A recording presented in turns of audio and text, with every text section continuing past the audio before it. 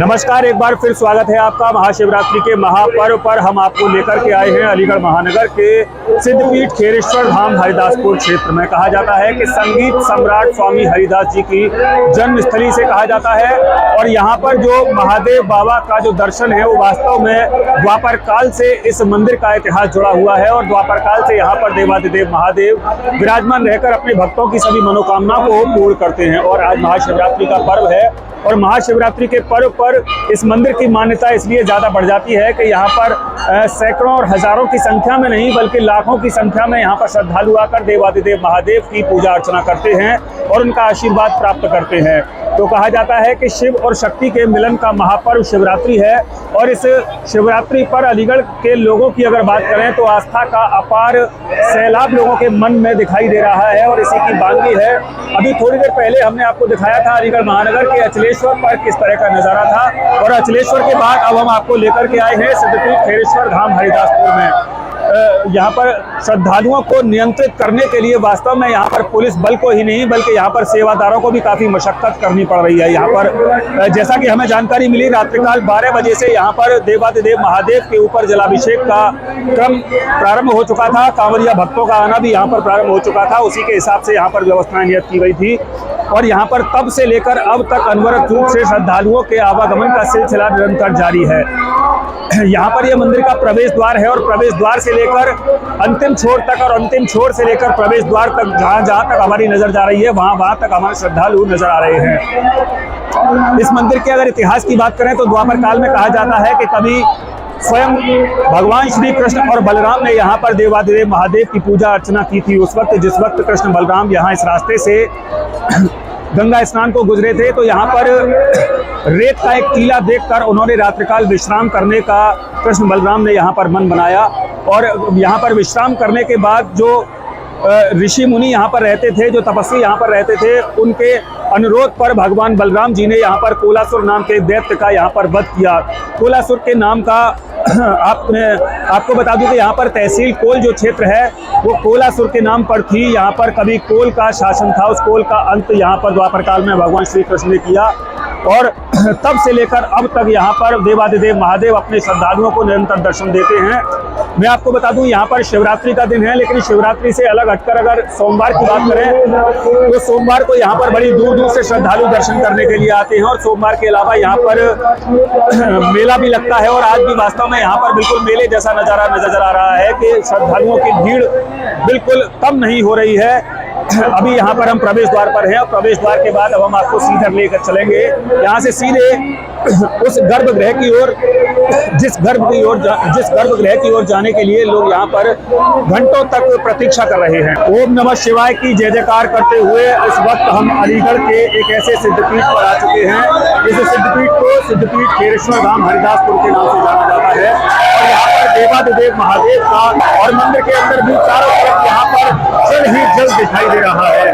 कहते हैं कि देवादिदेव महादेव केवल जल चढ़ाने से ही पसंद नहीं जाते हैं, तो आज देवादिदेव महादेव का अभिषेक करने के लिए लाखों श्रद्धालुओं के समूह यहाँ पर जमा है और यहाँ पर मंदिर के गर्भगृह में हम मौजूद हैं और चारों तरफ जो नजारा आप देख रहे हैं उसे देखकर सहजतापूर्वक आप इस बात का अनुमान लगा सकते हैं कि महाशिवरात्रि के पर्व पर देवादिदेव महादेव के भक्तों ने उनको मनाने में अपनी कोई कसर बाकी नहीं छोड़ी है।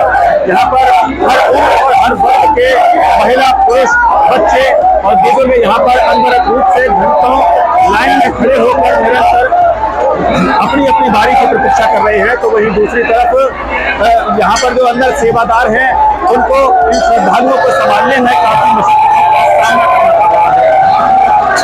हालांकि दोपहर 1 बजे के आसपास का वक्त है, लेकिन श्रद्धालुओं की कतारों की अगर बात करें तो यहाँ पर श्रद्धालुओं की कतार बिल्कुल भी कम होने का काम नहीं ले रही है। यहाँ पर देर रात में 12 बजे से अब दोपहर के 12 बज चुके हैं और श्रद्धालुओं की भीड़ कम होने का नाम नहीं ले रही है।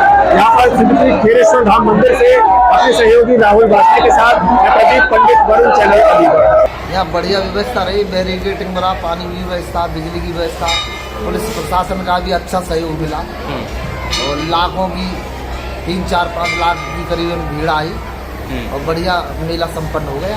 रात को 12 बजे से दर्शन स्टार्ट हो गए, जब से जलाभिषेक शुरू हो गया। तो प्रशासन का कैसा सहयोग मिल रहा है? बढ़िया सहयोग मिला। प्रशासन का और पब्लिक काबू में कर ली प्रशासन के द्वारा और बढ़िया मंदिर पे इंतजाम भी रहे।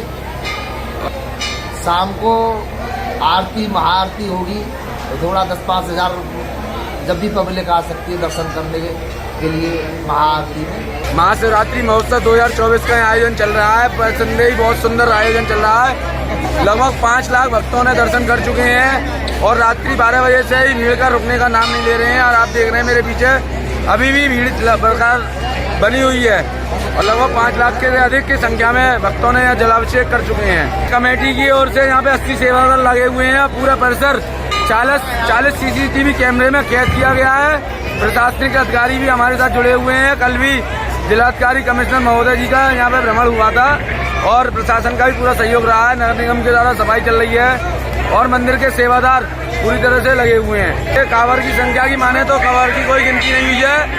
हजारियों की संख्या में कांवड़ियों ने कांवड़ चढ़ाई है और जलाभिषेक लगातार चल रहा है।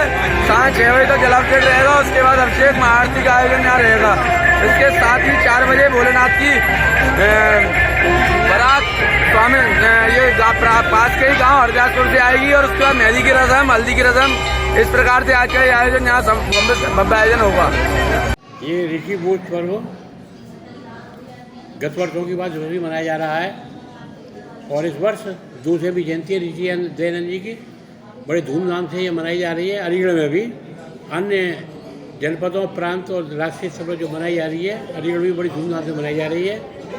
मैं अलीगढ़ की जनता से आग्रह करता हूँ। मैं राजेंद्र पथिक, मुख्य संरक्षक आर्य समाज अटल मार्ग अलीगढ़ की जनता से अपील करता हूँ कि अधिक से अधिक संख्या में आर्य समाज प्रचार केंद्र से जो हमारी शोभा यात्रा निकलेगी ऋषि दयानंद जी की दूसरी भी जयंती के उपलक्ष्य में और ऋषि भोजोत्सव के उपलक्ष्य में, उसमें अधिक से अधिक सहयोग दें। सम्मिलित होकर के ऋषि दयानंद जी के मिशन को आगे बढ़ाने में सहयोग करें।